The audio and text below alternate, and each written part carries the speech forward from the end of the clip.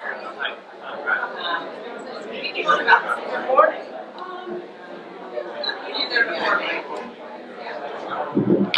Is it?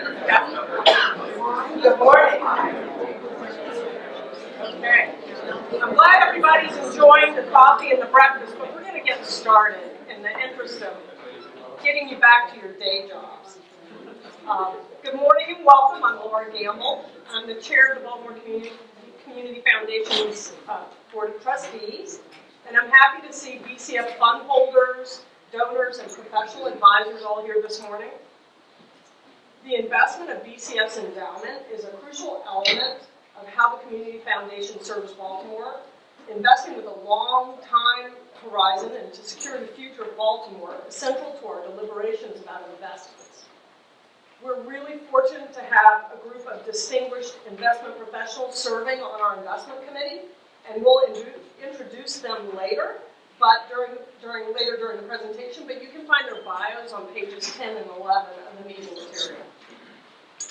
We've been utilizing an index strategy for just over 3 years, and Patty Baum, who leads the investment committee, will tell you more about that later.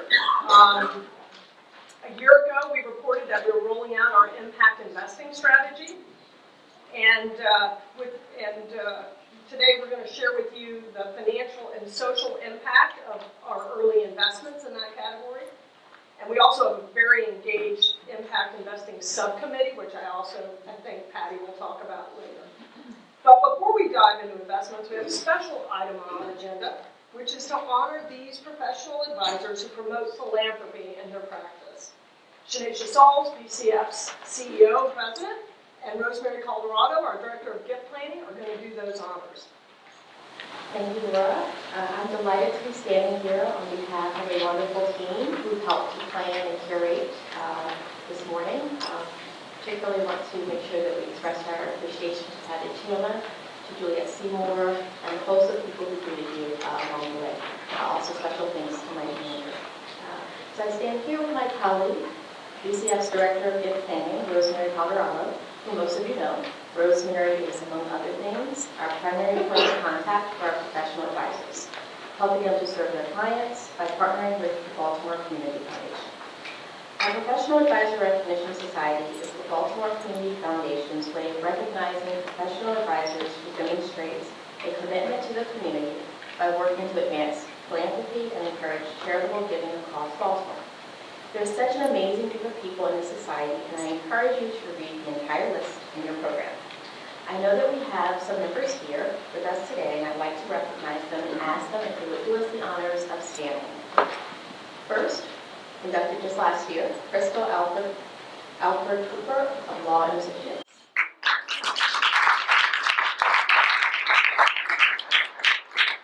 Nancy T. Bryant of Bryant Financial Advisors.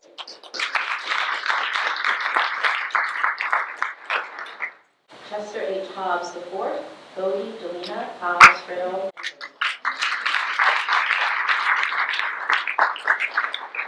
Also inducted last year, Frank Ladinsky, Law Office of Frank G. Ladinsky. Rika E. Newman, P.B. Mayers. And H. James Smith III, RBC Wealth Management. BCF is proud to work so closely with the members of the society, as well as all the advisors who give referrals and support their clients in discussions of charitable giving in Baltimore throughout the year. This year, we're naming 2 new members to our Professional Advisor Recognition Society. Their professional bios are in your program on page 4, but I'd like to say a few words about why we have selected each of them for recognition today. First, I'd like to introduce Christina H. SNYDER of ASPIREWEALTH Planners. Christina, will you please come forward? I'm reading from the script.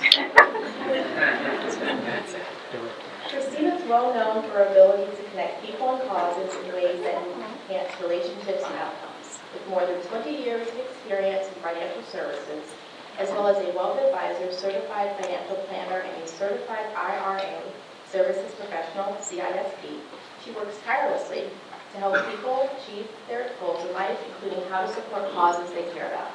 Role modeling just how to do that.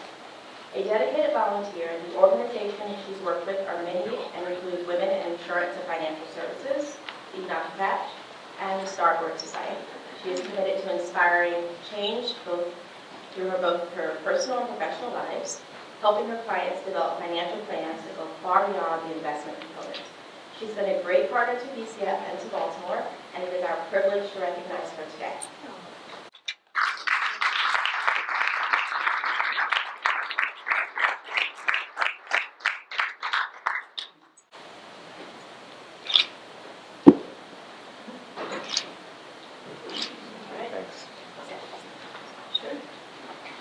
Good morning. Bring this down so short. First of all, I just want to thank the Baltimore Community Foundation for this incredible recognition. I'm completely grateful and honored to receive this today. BCF, for me, has always been such an excellent partner, a great resource, and just a valuable asset to our community. I'm sure everybody in this room would agree that their team is just top-notch. They're so knowledgeable, so experienced. In my opinion, they make charitable giving easy for everyone. And, I've been in the financial services now for 20 years, and I take pride in helping my clients, educating them on just the different charitable options that are available, and then incorporating, the different their philanthropic objectives into their overall financial plan. And I must say that the past several years, my relationship with BCF has, it's been so valuable to me because for many reasons. First, I feel that I've learned so much, and it's deepened my conversation with my clients. And I'm more intentional with asking what is important to them when it comes to their charitable objectives, and what's, and the impact that they want to make in the community and how I can help them with the assistance of my team, BCF, to meet not only their objectives, but to be able to give in a much significant, bigger way, to have a much bigger impact. And for that, I just really want to thank BCF for their partnership, for everything that they're doing for the advisors, the donors, and for the community. So thank you so much for this recognition.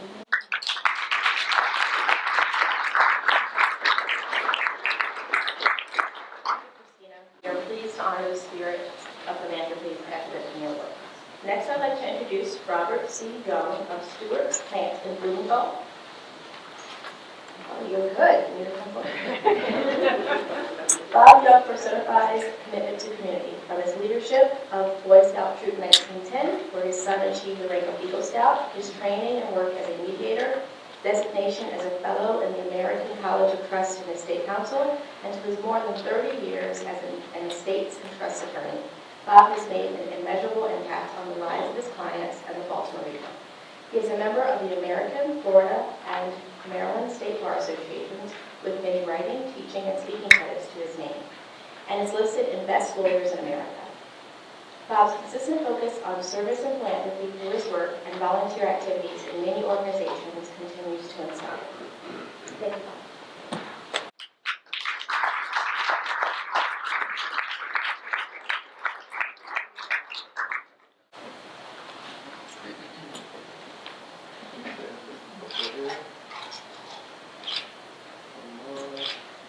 Thanks.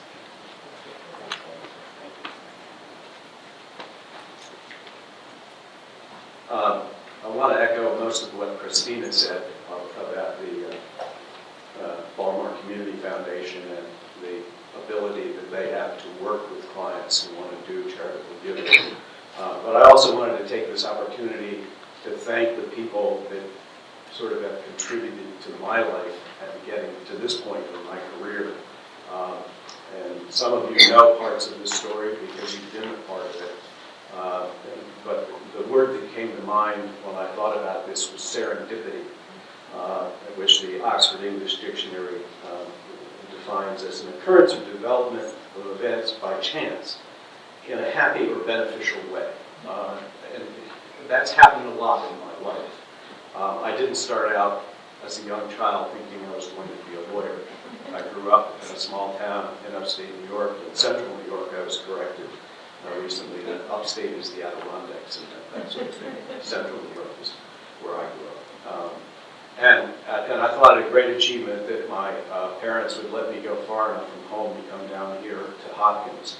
And that's how I ended up in Maryland. After college, I just thought you walked out and you got a job somewhere, and that's not really the way it works. So I did some very interesting things before I ended up becoming a lawyer. I actually worked for an art dealer for a while out in Hunt Valley, and that was very interesting, and it served me well later on in life when you deal with clients that have art collections and other kinds of things. I had some assistance from a fellow lawyer at the time in terms of my housing. I'm good friends with a bankruptcy lawyer that maybe some of you know, Steve Fruin, and he has some real estate in Maryland, and he was kind enough to let me rent one of his apartments at a discounted rate, so I want to give him credit. And eventually I decided, well, maybe I'll try this law thing, and I decided I would go to law school at night so that I could look around and try to figure out what I wanted to do when I got out of law school. And that worked out pretty well because after first semester of freshman year and first year of law school, I got a note in my mailbox from what back then you would call Piper and Marbury, and we're in their wonderful headquarters today.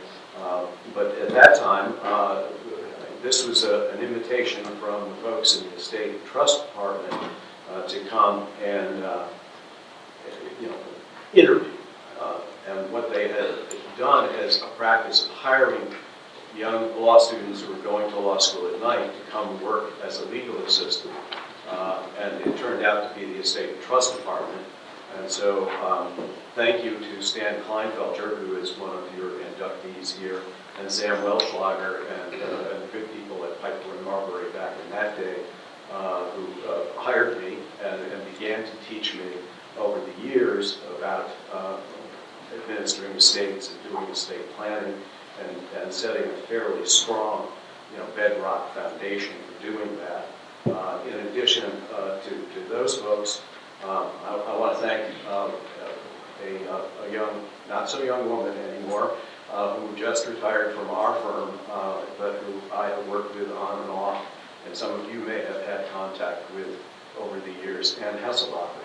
When I came to Piper and Marbury when I was in law school, Ann was the person they assigned me to as a legal assistant to show me the basic elements of administering the estate. And I told her that as she retired from our firm, that I probably wouldn't know half what I know today if it were not for her and her early teachings, because she was somebody who really went by the book. And I also met some other folks in that period of time, Rich DeMay, who some of you may have experienced over at Brown Advisory, and Kristen Lambros, who is one of your inductees,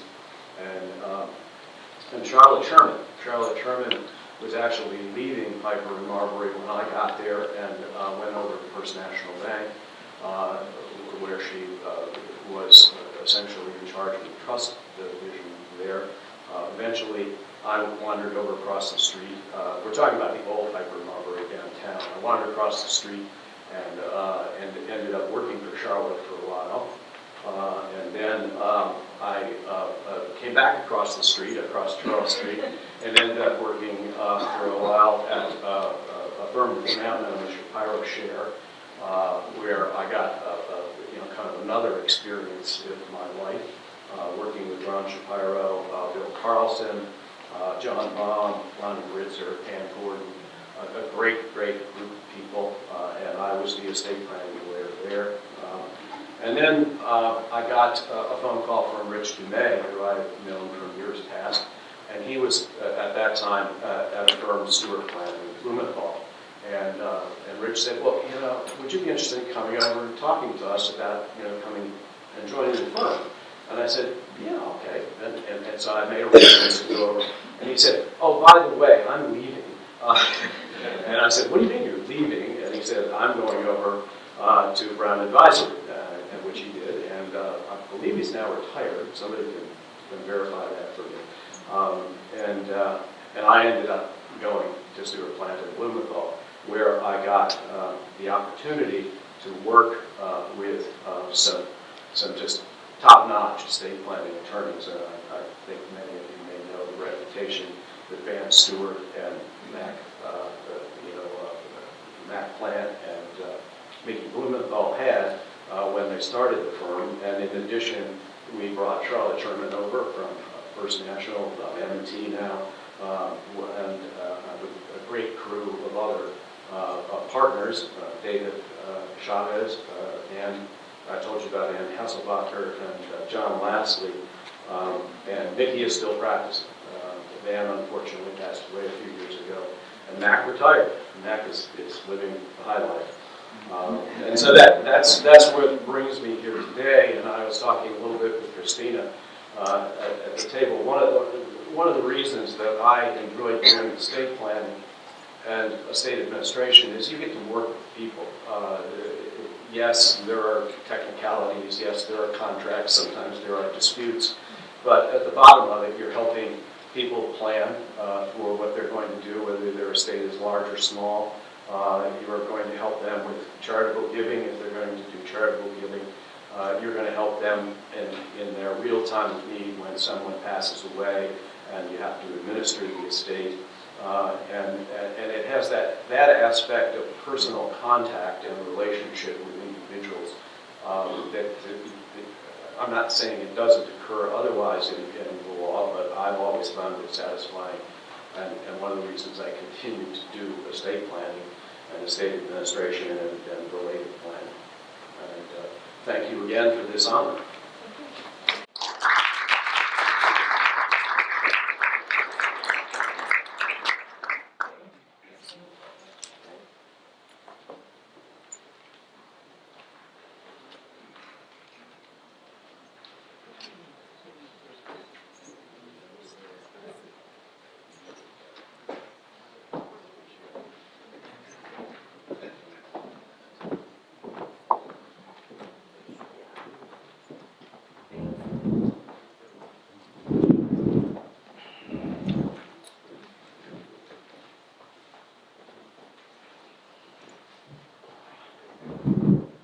Make sure everybody can hear me.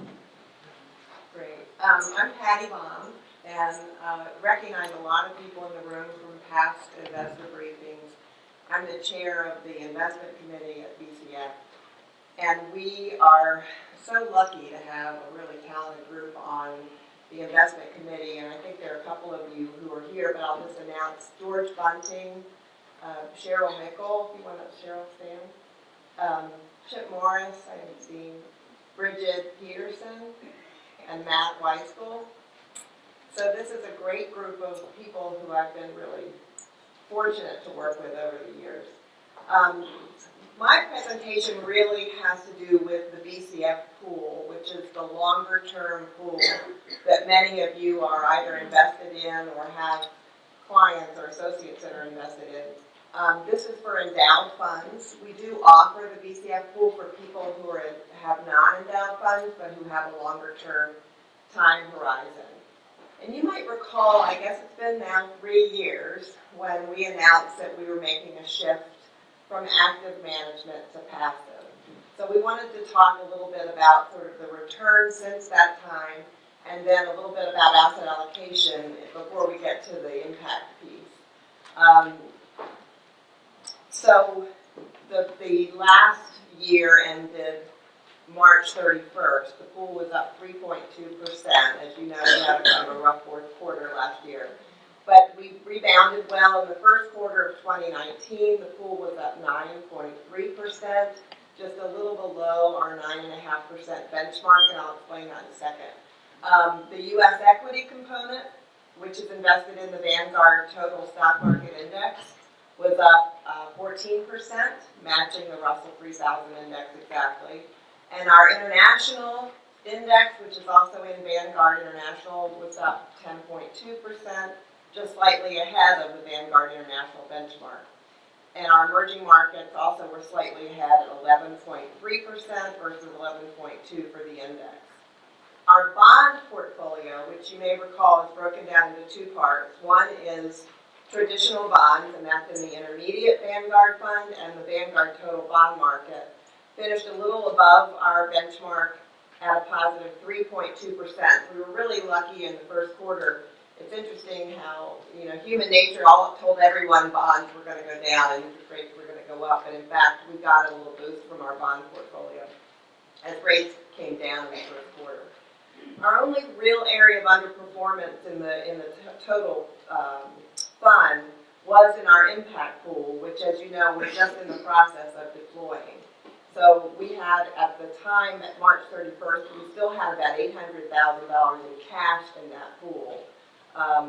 You may recall that our mandate is to invest 4% of the overall BCF portfolio in impact, which is around $5 million. So we're not even close to, at March 31st, we weren't close to being fully deployed.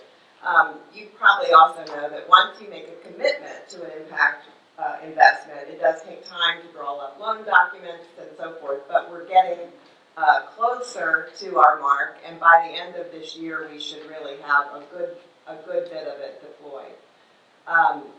So if you want to look at, it's also in your book, but on page 9, but if you can see in the asset allocation.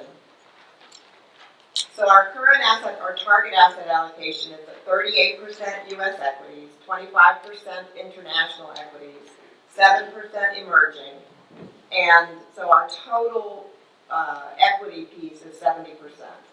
Our target for traditional fixed income is 23%, with again 4% targeted for impact.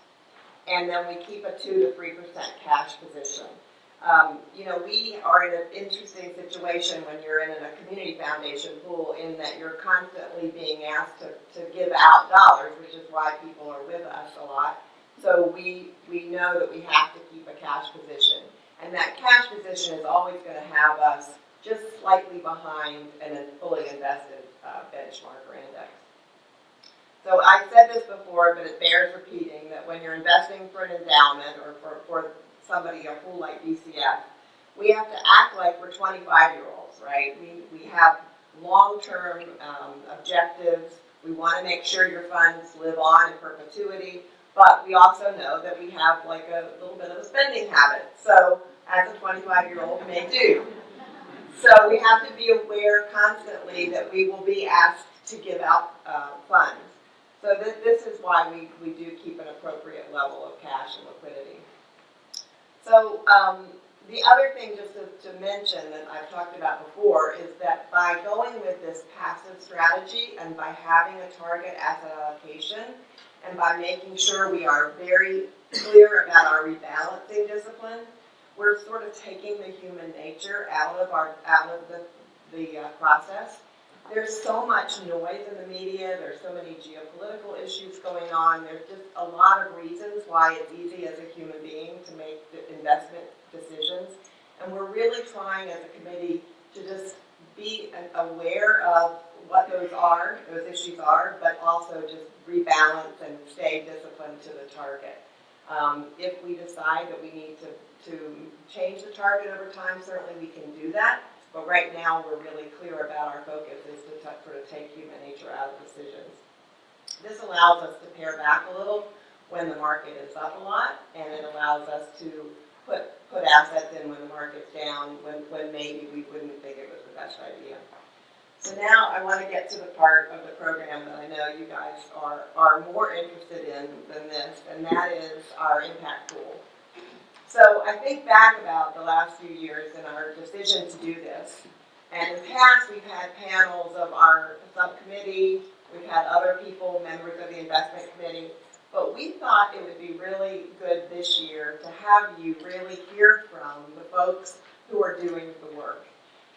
So these are partners that we have chosen. They are people who are on the streets of Baltimore finding opportunities.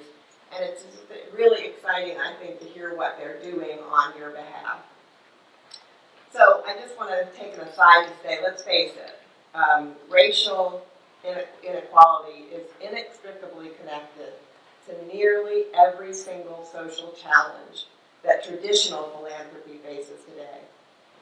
So quality health care, affordable housing, access to better education, participation in a thriving economy. These are just some of the challenges that disproportionately affect people of color and are central to the mission-driven work that the Community Foundation undertakes every day. BCF has been fighting for racial equity for years through our grant making and our advocacy. Our Impact Investment Subcommittee is working alongside the BCF Community Investment Team to advance our collective goals. And as our impact pool continues to grow, we are committed to keeping racial equity at the center of this movement. So to restate the BCF vision, we want Baltimore to boast a thriving community, thriving economy, where all people have the opportunity to thrive. So with that, I'd like to first introduce the Impact Subcommittee, and I don't know how many are here, but I will say this is a dynamic group of people from all sorts of areas of Baltimore, foundations, investment firms, CDFIs. I mean, we have great voices on this committee. So I'll just mention Oswaldo Acosta, who's now gone to City First in D.C., Beth Bafford, my daughter, of Calvert Impact Capital. Very proud of her because she's been nudging me all of these years. Matt Gallagher of the Goldsecker Foundation, Darius Graham of Weinberg Foundation, Amy Perez Jackson of Brown Capital Management, Bridget Peterson of Brown Advisory, Alex Ream of Johns Hopkins Technology Ventures, and James Walls of the Annie Casey Foundation. So you can see we have some really good, strong voices, and these committees are active and quite interesting, really fun conversations. So if we can just put the map up real quick. The 12/31/18 map here shows locations of some of the types of investments that we've made with our CDFI partners, and some of these people have been doing work on the ground in Baltimore for years. As of actually yesterday, we have deployed about $1.75 million into the city. We've committed another $1.75 million that we're deploying and hopefully have invested before year end. Once the investments are approved, of course, we do the loan docs. And so to date, we have partnered with Enterprise Community Loan Fund, Healthy Neighborhoods, the Reinvestment Fund, RBC Access Capital, Baltimore Business Lending, and AHC, which is Affordable Housing Developers. We think it's really important that you hear from these folks firsthand. So I think what I'd like to do is introduce the panel, and then I will ask you to make a little quick presentation. Okay.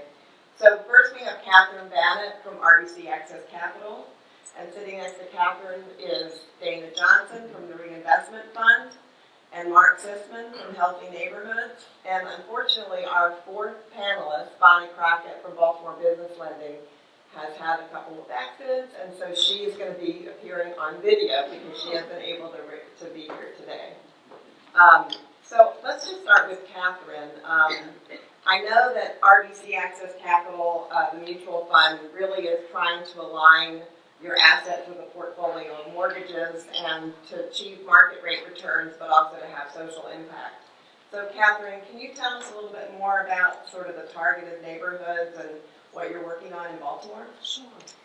So a couple of things. First of all, good morning, everybody. Thank you for the opportunity to the Baltimore Community Foundation. I wanted to make an editorial comment. I do run around the country. I have the miles on the airline to prove that. Talking to a lot of groups, and I've been in forums for a lot of community foundations. What I'd like to say is I have never seen this kind of turnout. And I want to commend you all for turning out for Baltimore. It's a community we hear a lot about, and we know it's a community that needs you to turn out for it. And so I just want to salute you all. As probably the only non-Baltimore person in the audience, let me congratulate you.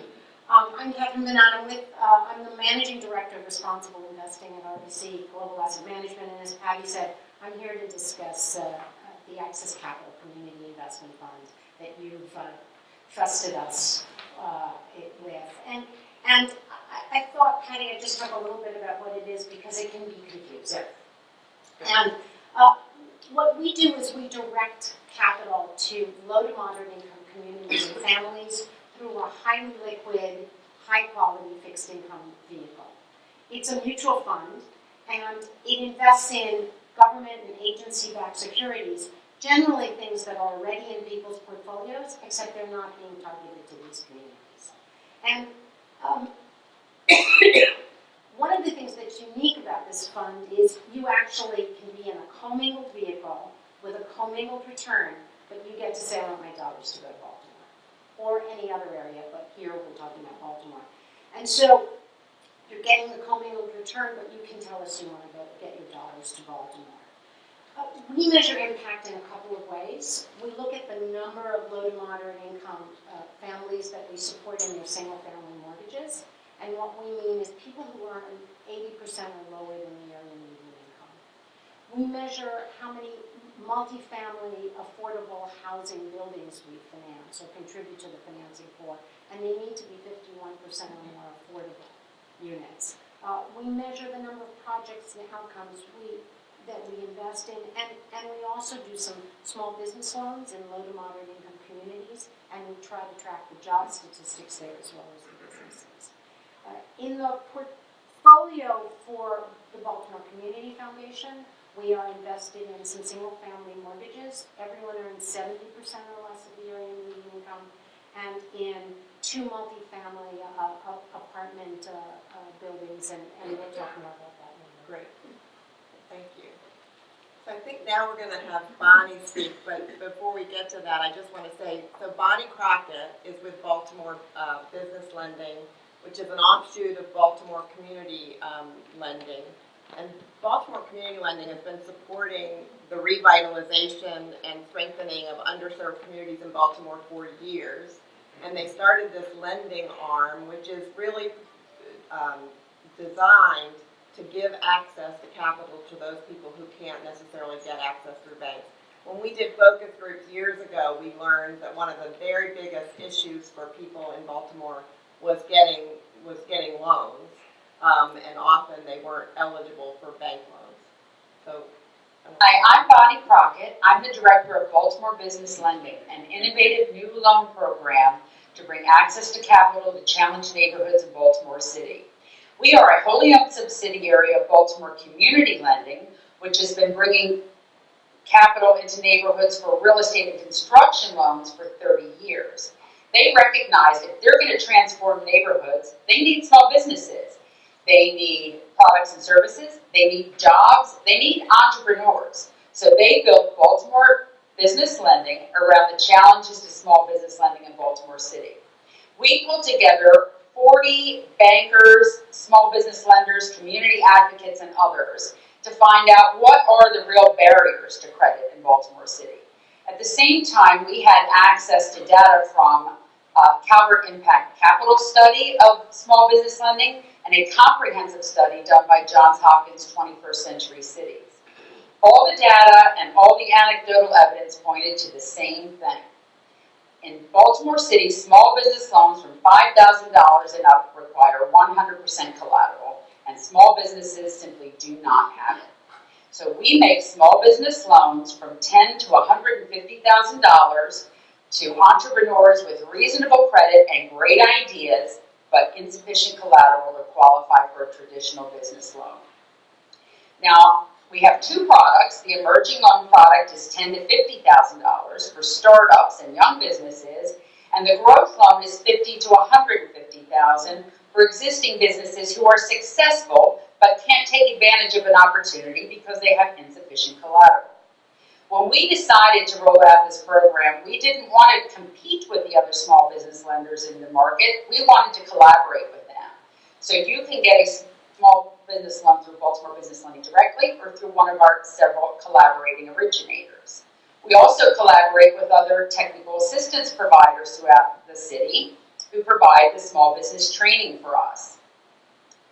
From the beginning, this has been a forward-thinking program. After a person is approved and before they close their loan, we have them meet with a traditional banker so they can find out what they can be doing today to be bankable 5 years from now. And we believe that our way of making loans to small businesses is a much more equitable way to mitigate risk than requiring somebody already own their home. We believe in small businesses in Baltimore City, and we believe we can bring access to capital in those neighborhoods. Love to say thank you, so the next person I want to introduce is Dana Johnson, and you probably know the Reinvestment Fund, but they have a long history, like a 4-decade history, I think, of making investments in around the Philadelphia and Baltimore area. Dana, I know you have been in Baltimore for a while, and you have a history of making investments in Baltimore. I wonder if you could just describe what our investment, the BCF investment in TRF has meant, and how can donors participate in what you're doing? Great. Good morning. I'm very excited to be here, and we really value our investment from the Community Foundation. I'll just give you a little bit of overview. For some of you, I know, but I'm not sure how familiar you are with the work that we do, but we are a 30-plus-year-old nonprofit lending institution. As Patty said, we were founded and are headquartered in Philadelphia, but we've been active in Baltimore for over 10 years and have had an office for about 8 years. And in that time, we've invested over $180 million in the city, in various communities. We invest in a range of community assets, including housing, grocery stores, healthcare access, and quality schools. Some of our investments have included the Center Theater and Parkway Theater in Station North, the ShopRite Supermarket in Howard Park, and the CASA Education and Employment Center in Southeast Baltimore. So, in answer to your question, while we are a large CDFI with a broad geographic footprint, we have remained committed to one of our core principles of being deeply rooted in Baltimore, Philadelphia, and more recently in Atlanta. Our relationships with the community foundations in each of our hometowns are an important connection point for us, as well as an access point to local impact investors. It's important to build our local investor base in each of our hometowns, putting local capital to work rather than relying on imported capital. These impact investments not only support this important local work, but also diversify our capital sources, which has been a priority for us over the last few years to reduce our reliance on our core bank lenders. Donors can participate through our investor note program with a minimum investment of $1,000. And I have material that I'm happy to share after the presentation about how to do that. Thank you. Mark SISSMAN. So Mark is with Healthy Neighborhoods, and Healthy Neighborhoods has been deploying assets in Baltimore to help make Baltimore homes in underserved communities safer, healthier. And I wanted to just ask you to speak a little bit about how you decide sort of which projects and neighborhoods to invest in, and then how do you measure the impact you're making? Sure. Most of all, we are a child of the Community Foundation, and Cheryl Bashani particularly. That we're 15 years old, we were subsidiary of the Community Foundation. We were organized to do something very different in Baltimore. We focus on the middle neighborhoods of Baltimore, places where working class families and middle income families have bought houses, and the houses haven't appreciated over time. When houses don't appreciate, new people don't want to move in, and people with houses don't build equity and don't fix the home. And we were set up to organize to try and solve some of those issues by bringing capital and expertise and energy to those neighborhoods. We're in 44 Baltimore City neighborhoods. We're only there when the neighborhood association has us be there. And among the things we do is bring capital. We can start doing that, but we do that now. And it might surprise you. Public sector capital takes time to get. It's paid on a reimbursable basis. Thank you for giving us a line of credit to solve some of that. Even some foundations in Baltimore are slower to pay than we would like. And so the working capital line we have has allowed us to support some really important community projects cash quickly that wouldn't get done otherwise. The one other thing about our 15 years is this is a tougher city to do banking in. We have many fewer banks that are locally controlled. There are many fewer banks. Most of the real decisions are getting made somewhere else. And when we bring neighborhood projects to a local bank, they're pretty skeptical sometimes about the market, the neighborhood, the capacity of who we're lending to. And the fact that there's a community foundation that gets it, that provides some easy capital, not capital that does have to be paid back, is really important. It's letting us work in a couple of places that we couldn't work in otherwise. We'll talk about that rest later. Yeah, so Mark was our first visit when we were setting out to try to get impact investing started. He's in the same building as we are, so it was an easy visit. We went down and talked to him. It's tougher to get money, but Exactly. document. Yeah. But thank you for the work you're doing. So you can see what we're trying to do with the investments are to create a diversified portfolio that will be small business lending, help education, help with helping neighborhoods, mortgages, affordable housing, rentals, and ownership. So we're really trying hard at the thing that's very interesting in our committee meetings is the due diligence is incredibly thorough. So we vet these people in ways that I've never vetted before. It's pretty remarkable. So the fact that we have chosen these three and Bonnie's outfit for investing speaks volumes about the work that they're doing. I think we have some time for some questions, and Patty Chandler has the mic, so if you all want to ask questions, I will say while you are thinking of questions, I want to just thank Patty. That's you. I will say that without Patty Chandler at the helm at finance at the Community Foundation, all of this would not have happened. She has been my right-hand person. She has led the charge. The two of us went off to some impact investment conferences years ago, and never in my wildest dreams did I think in those early days that we would be where we are today 3 years later. I mean, so it's been a pleasure, Patty, and all of Patty's staff to work with. So thank you. Does anyone have a question? Yes, I was wondering if the new tax law creating these impact zones has created some new opportunities for the programs that you're working on, and if so, how has it helped?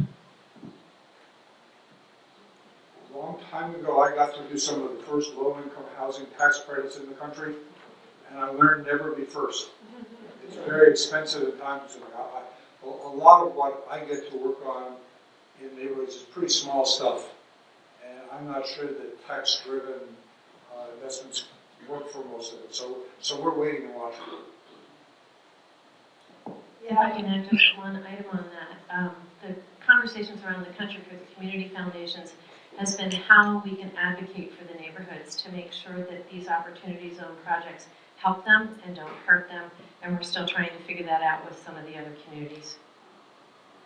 Dan, do you want to? No, I was just going to say we have a lot of our borrower partners are exploring how to raise equity through the opportunity zone legislation and these funds that are being developed, but we aren't raising our own fund for that. Excuse me. No, that's okay. I'm sure. Would you mind updating us on the Judy Center's program? Happy to do that. Maybe, in fact, Laura, do you want to speak to that, or do you want? Probably Shanisha would be Shanisha? more up to speed than I am. Okay.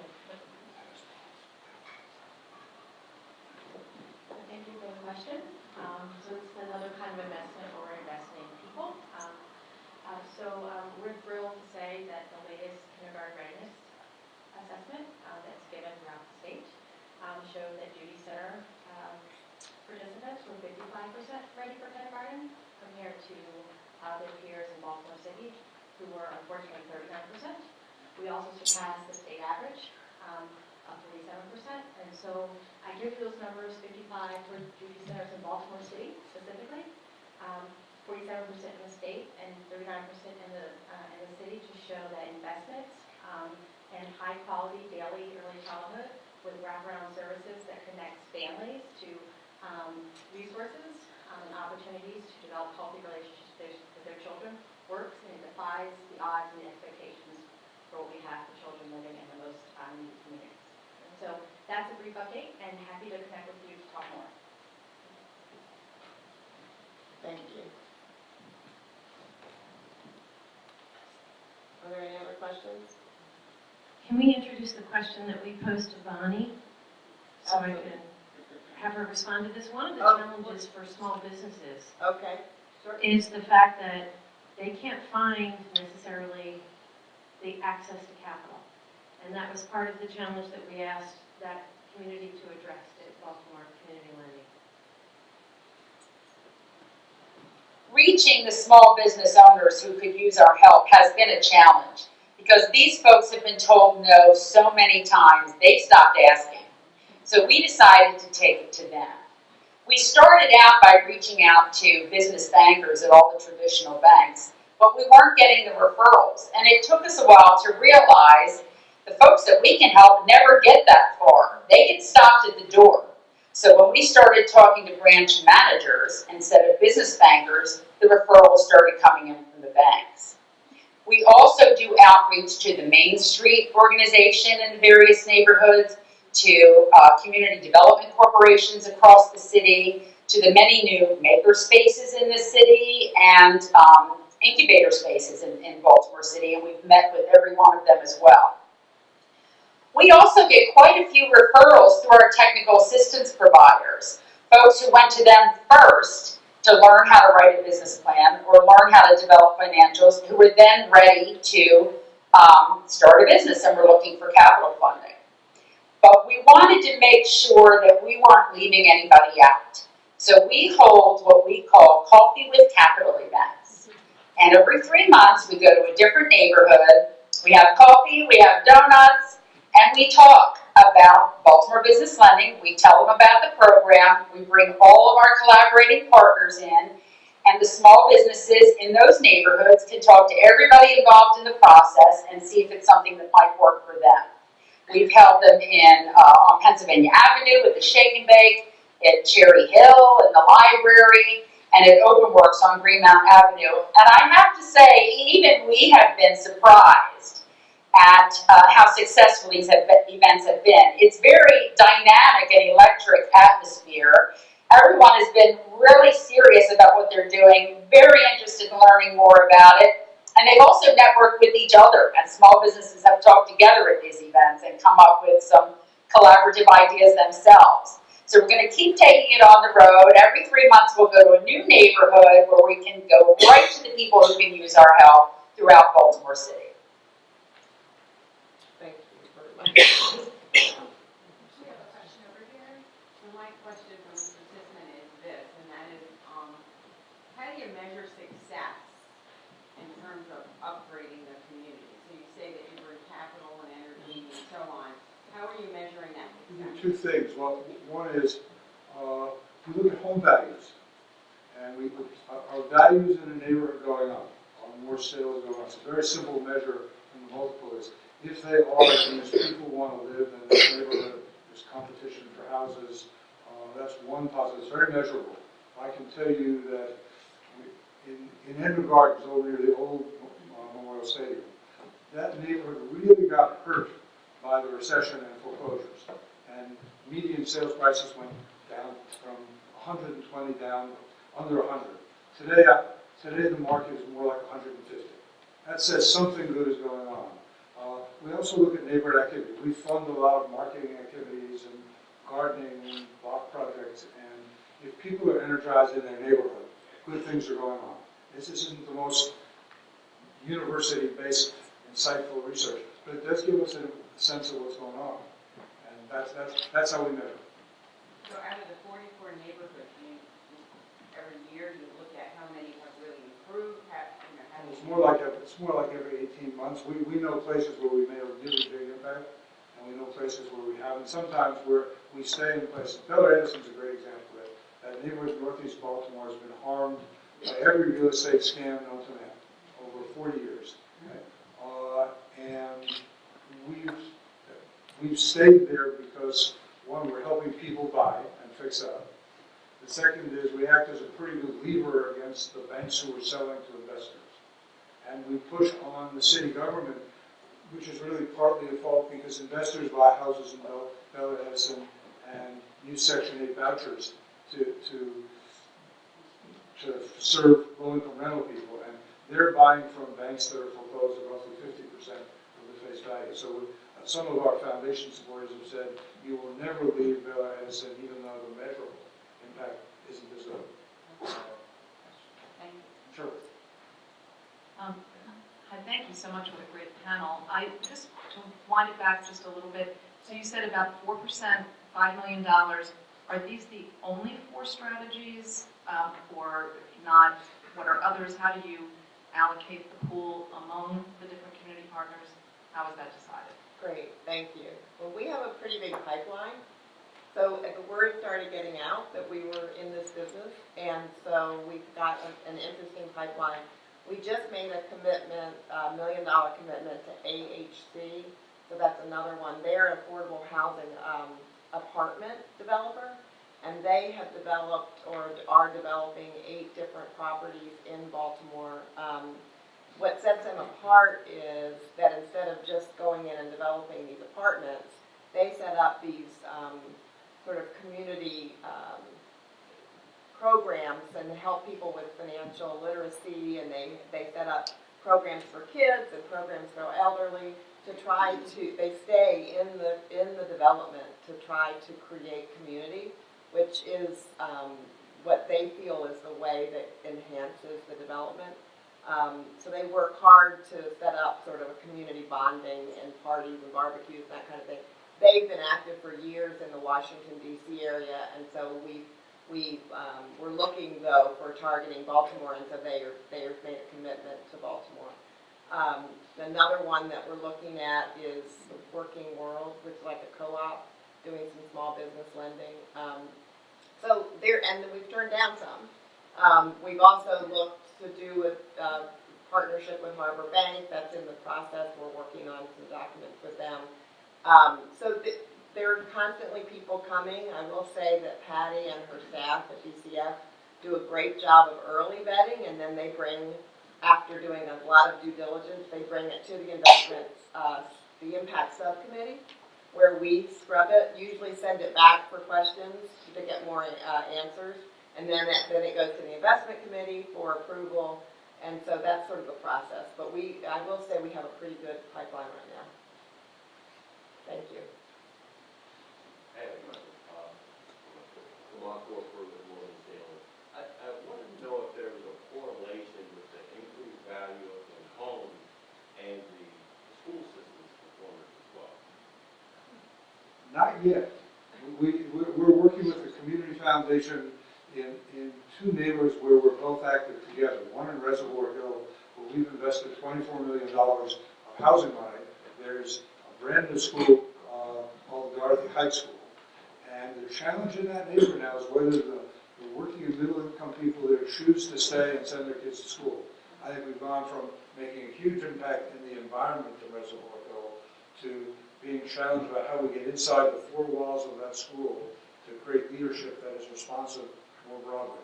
Same thing along Liberty Heights Avenue. If you stand at Hillside and Liberty Heights, you'll see the abandoned old Ambassador Theater, the ShopRite supermarket that TRF invested in, and the Calvin Rodwell School, which is being rebuilt, was one of Baltimore's best and secret schools. How do we make that school and Liberty Elementary so good that people will come and want to live there without the investment of subsidized money? We haven't seen it yet. A lot depends on how good principals are, what the additional programs are, and how the schools market themselves to people. Just to add to that, I'm sure you all know this, but one of the things that sets BCF apart from some other community foundations is that we do have a lot of energy going into advocacy. We have a wonderful education committee, and they are very involved in Annapolis in terms of trying to advocate for better schools and support for schools. And our strategic plan, and specifically, has targeted some neighborhoods and schools in those neighborhoods to work together, because you're right, that's a very important thing for the future. Thank you.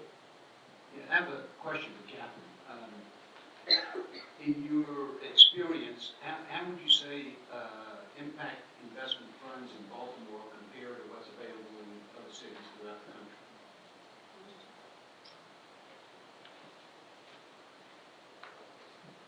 It's interesting.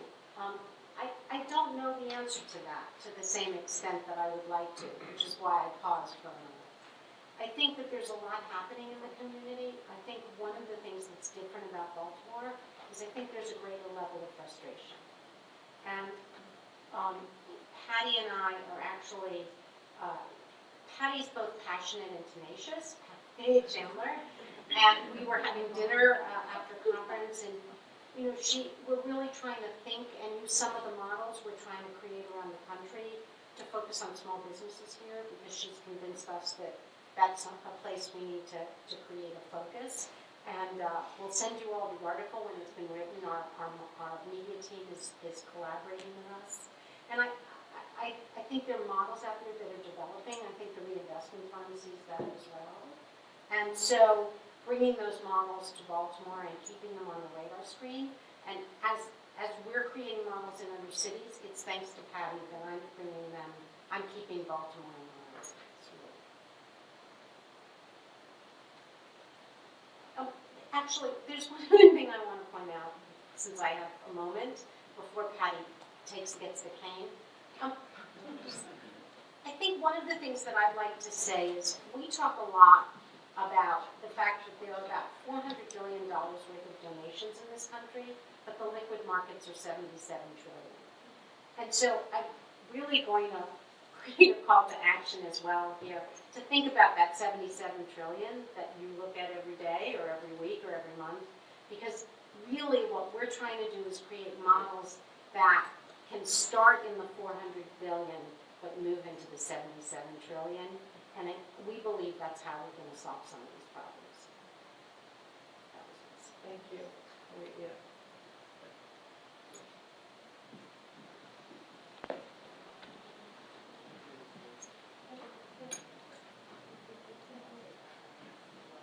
There we go. Wow, too nice. So, question: since you have such a varied strategy inside the impact portfolio with housing and small business loan, could you talk a little bit about, from an investment standpoint, how you're creating performance benchmark measurement? Because I would think that there would be all different types of interest rates possibly. So how did you do that, and what's the thinking about that construct? That's a very good question.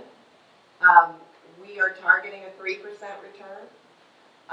And so we have some laddered notes with TRF, for example. Some are under 3 and some are at 3. We have our line of credit with Healthy Neighborhoods is a little bit higher than that. So we hope our blended target, we're looking for a blended target of 3%. Measuring it is, Patty Chandler might be able to speak to actually how we're reporting it, but I will say, I view this as market neutral. It's hopefully that 3% is going to be there. If interest rates go up or down or whatever, we're not going to see the same volatility as in the bond market or in the stock market. So while it's 3% is not, maybe going to move the needle in the big pool because we're doing just a small portion of it, I do see it as something that should be pretty steady and not market sensitive. There's a very specific combination that we look at of not having more than 20% of any single investment within the portfolio dominate. So we're trying to build a blended structure, not overly focused in any one sector, and also with a revolving maturity so that we have the opportunity to look at more opportunities as they come in down the road, and also to ask our donors to co-invest with us, because this is one of the questions that we get regularly is, how can I participate? We've had donors participate in making gifts that has come in at about $66,000 for the first year, which we were very pleased with. And we also have donors that are co-investing with us out of their donor advised funds. they can lock up a portion of their funds in this investment and be able to stay in that pool with us as opposed to necessarily being in the money market pool or in the overall blended pool. So we really try to make sure that we're being conscious of the combination of structuring the pool with a combination of different assets and with different timing and with different returns to come out with a blended return that's both financial and social. And I'll show the specifics if you want to see how I do that lovely spreadsheet. I want to thank everyone that participates in this program. Without Patty Baum, the investment committee, the investment subcommittee, all of the staff that put in hours and hours on the due diligence process, this is probably one of the first opportunities that I've looked at where we break down all the barriers. It doesn't matter whether you're finance staff, whether you're program staff, whether you're development staff. We all get to the table and we all try to figure out how we can move the needle in Baltimore. And we're happy to talk to you more about that and figure out how we can get you to participate in that with us. In light of time, we'd like to wrap this meeting up, and I want to thank the panel, and I want to thank you all for attending. And there's materials on the table as you leave about all of these investments if you'd like to pick up more material, or if you'd like to have us follow up with you. We are very happy to do that. Thank you for being here.